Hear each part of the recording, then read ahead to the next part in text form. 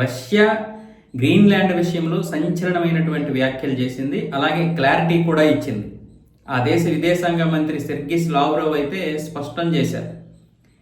ఇప్పుడు గ్రీన్లాండ్ అనేది అమెరికా అధీనంలోనూ లేదు, అలాగే డెన్మార్క్కి చెందదు, నార్వేకి చెందదు. దానికి ఎటువంటి ఇది లేదు. అది ఒక వలసవాద విజయం మాత్రమే. మీరేమైనా చేసుకోండి, కానీ రష్యా గ్రీన్లాండ్ని స్వాధీనపరుస్తుంది అని చెప్పడం అనేది హేయం. మాకు అలాంటి ఉద్దేశమే లేదు.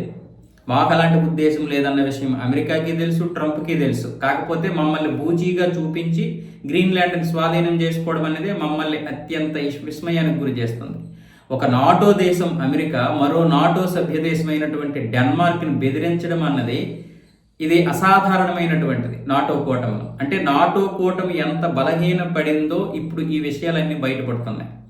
ఎందుకంటే ఇప్పటి వరకు అలాంటిది ఏమీ లేదు. 1950 నుండి కూడా 49 నుంచి కూడా ఇలాంటి పరిస్థితి ఎప్పుడూ రాలేదు. మరి ఎందుకు వచ్చింది? ఈరోజు నాటో సభ్య దేశాలు ఏవైతే ఉన్నాయో వాటి మీదే సుంకాలు కూడా విధిస్తున్నాడు ట్రంప్. ఇది సరిపోద్దుగా బలహీనపడింది ఈ నాటో కూటమి అని చెప్పడానికి. ఇక మాకు ఎప్పటికీ ఇది లేదు, దాని మీద ఇది లేదు. పైగా గ్రీన్లాండ్ అనేది డెన్మార్క్కి చెందదు, అటు నార్వేకి చెందదు. కాబట్టి ఎవరినైనా మీరు ఆక్రమించుకుంటారా లేకపోతే ఏం చేసుకుంటారో మీరు చూసుకోండి. మధ్యలో ఎందుకు రష్యాని తీసుకొస్తున్నారు? ఆయన అయితే స్పష్టం చెప్పేశారు, మీ యొక్క నాటో కూటమి అనేది ఒక బలహీనమైనటువంటి కూటమి. మీరు గ్రీన్లాండ్ని దక్కించుకుంటారా లేకపోతే అమెరికాకి ఇచ్చుకుంటారా మీరు చూసుకోండి.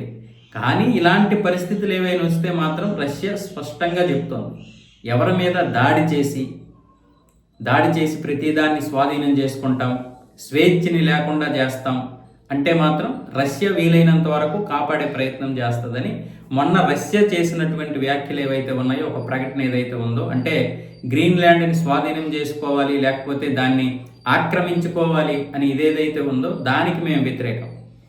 మీరు నిజంగా గ్రీన్లాండ్ని తీసుకోవాలనుకుంటే, విలీనం చేసుకోవాలనుకుంటే ఆ ప్రజలు ఎటువంటి వ్యతిరేకం వ్యక్తం చేయనప్పుడు తీసుకోండి అని ఇప్పుడు సెర్గీ లావ్రోవ్ స్పష్టంగా చెప్పారు. కాకపోతే ఇప్పుడు అమెరికా మరి ఇప్పుడు లేదు. అమెరికా ఇక గ్రీన్లాండ్ని తీసుకుంటుంది, అలాగే ఇక నాటో కూటమి ఏమైనా పర్వాలేదు ఇప్పుడు అమెరికాకి. అందుకే ట్రంప్ వచ్చిన మొదట్లోనే మేము నాటో నుంచి బయటకు వచ్చేస్తామని తెలివిగా మాట్లాడాడు. అంటే మా తర్వాత ఏం చేయబోతున్నాను అనేది ట్రంప్కి తెలుసు.